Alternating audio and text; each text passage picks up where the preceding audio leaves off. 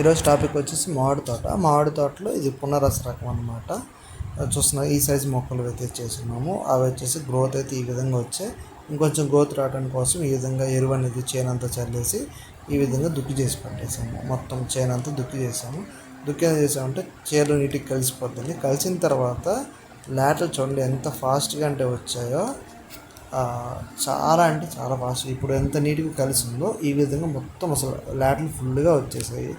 ఆ తర్వాత ఇది జనవరిలో మొన్న రీసెంట్ 2024లో నీట్గా కట్ చేశాను. ఎందుకంటే చెట్లు పెరిగాయి, అలానే కాకుండా చెట్టు అనేది చెట్టు మొదటి దాకా ట్రాక్టర్ అనేది వెళ్ళి దుక్కి చేసేదానికోసం నీటి కింద కొమ్మలు మొత్తం కత్తిరించేసాము.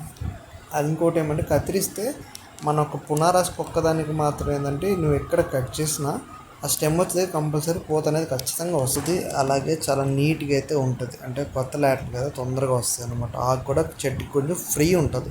అంటే చెట్టు గాలాడేదానికి కానీ ప్రతి ఒక్క నీళ్ళు కానీ పుష్కలంగా కానీ ఉంటే, నీళ్ళు మందులు సత్తువులు ఉంటే కాపు అనేది కంటిన్యూస్గా వస్తూనే ఉంటుంది. ఒక పక్క కాపు ఒక పూత వస్తూనే ఉంటుంది. కావాలంటే చూడండి, ప్రతి ఒక్క చెట్టుకి ఒక పక్క కాయ ఉంది, ఒక పక్క పోతుంది.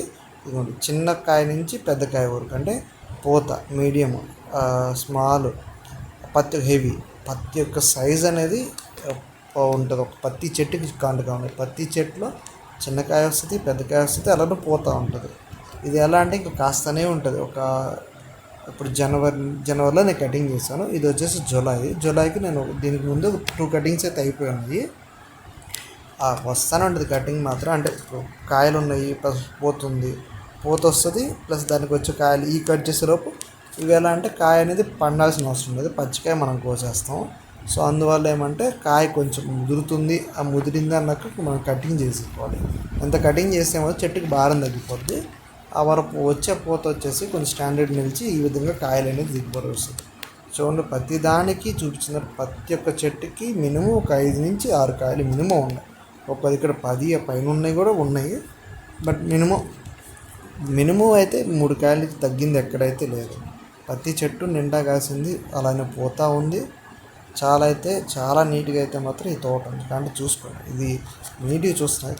అయిపోయిన తర్వాత ఈ విధంగా కటింగ్ చేసుకోవాలి. అంటే చెట్టు దగ్గర ప్రతి ఒక్క చెట్టు దగ్గర మేము కట్ చేసి అక్కడే ఉంచేస్తాం. దీనికి ఏమి పల్లి వాటికి చేసినట్టు అంత నీట్గా అయితే అవసరం లేదు. డైరెక్ట్ లాగేసినా ఇలా కింద పడిపోతాయి.